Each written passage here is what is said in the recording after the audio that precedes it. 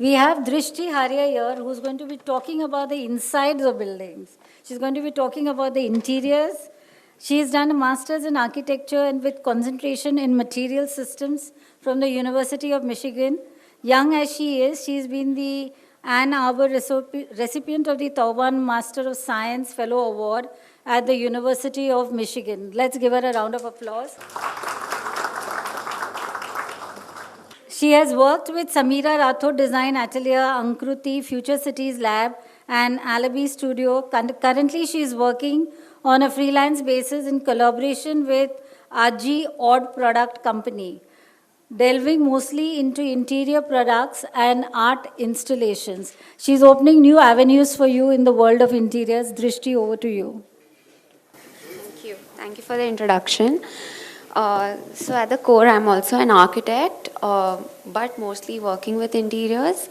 Mr. Gulshan quite nicely elaborated what architecture is, but I think most of y'all are 10th and 12th standard students. So in very simple words, it's an amalgamation of commerce, science, and arts, with creativity being the core of it. I'd say also commerce because you're designing, there's a lot of science involved in terms of structure and mainly physics, but it's also it's important to also be able to sell and talk about your work, and budget does come into the picture where you're working with numbers and designing accordingly. So it's a mix of all three eventually. At the core, why architecture should one go for that? It gives you expression of freedom at all times. It's also an extremely vast field, like he pointed out, but it's constantly evolving. So it's never monotonous at one given point of time. There's always a varied range of work you can do within the field. The most important thing is it is about impacting lives of people, because whatever you build, architecture, interior, product, it is for the people. You're impacting lives in a certain way of the people. You want the people to engage with the product or a space you're building. So it is centrally revolving around the human scale, to be clear. Also, it's the master of arts. It's like an all-rounder field where you're jack of all trades. In the practical world, you're constantly interacting and communicating with the client, with the vendors, with karigars, with your structural team. So it's a lot of coordination, communication work also involved along with designing and art. You should be able to communicate your ideas, and so you're basically, it's like jack of all trades. I'm just going to throw a light on what are the different career options you can go or continue with once you're done with architecture, or how you feel. These are just certain visuals, but he's very well elaborated on how to go about that.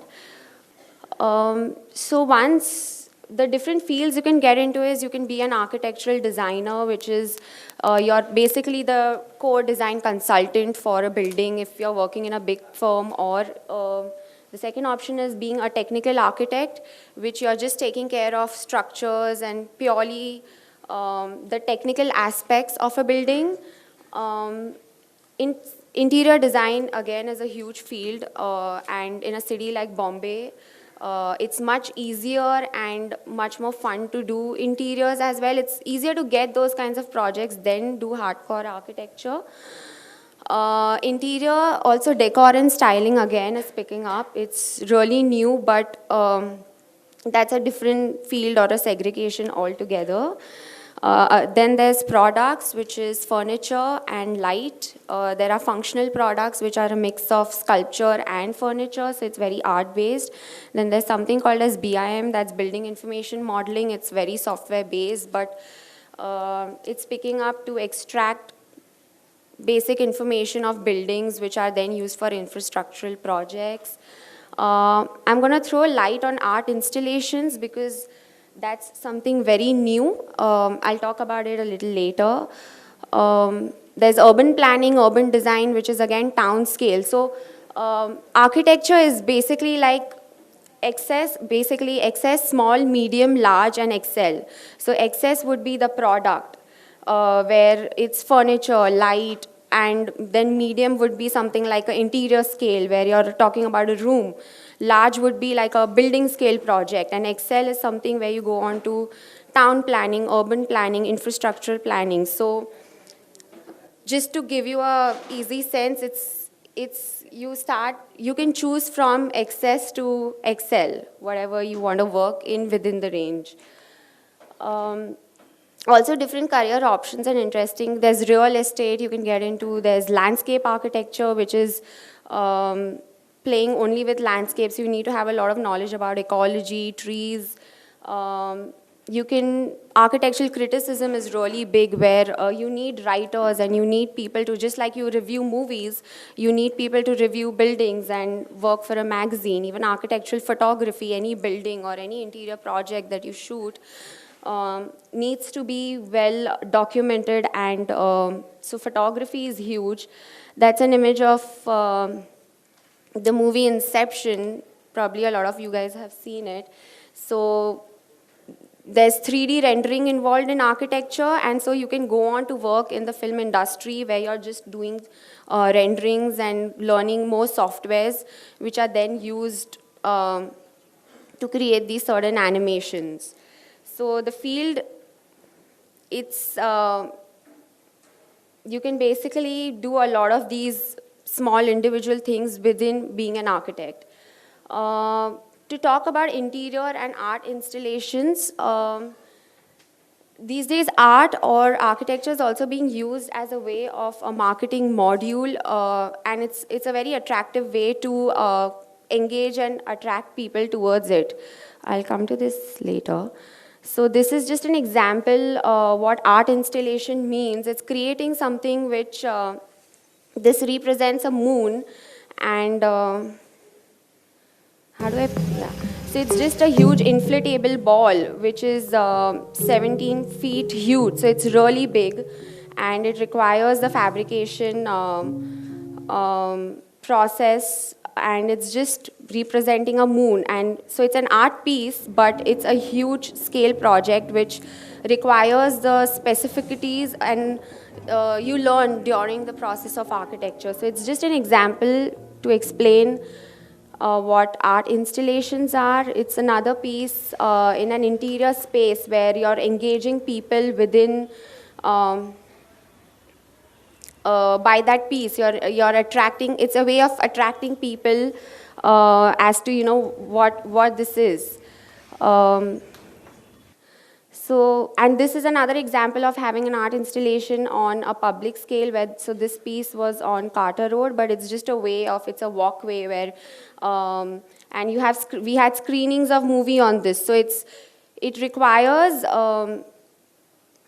to be built, but it's engaging people in a way where you come, you walk through, you see what's happening, and you have new screenings, and so it's just a way of passing on information to the general public. So this is for the field of architecture, and just lastly, I'd like to elaborate on the advances that are being in architecture. So it's also very, it's a technical field. You can work with robots, where it's picking up lately, where how about if labor was to be eradicated completely? So it's just not art, but this aspect of it introduces you to engineering also, where how robots can help and build stuff, and a lot of softwares and machine work like 3D printing, which is an advanced level of architecture, but the application in the usual world could be anything. You can make products, you can make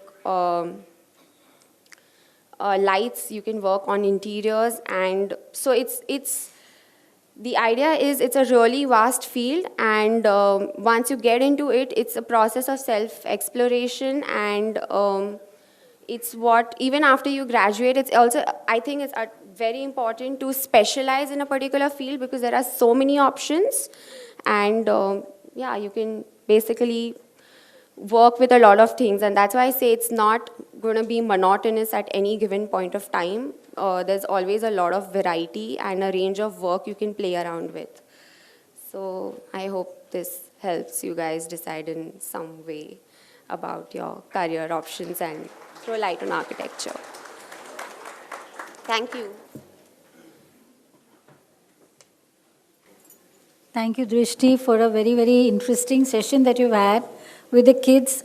I'm sure you realize now that in the field of design, there are so many opportunities open to you, be it architecture, fashion, textile, jewelry, or interior design.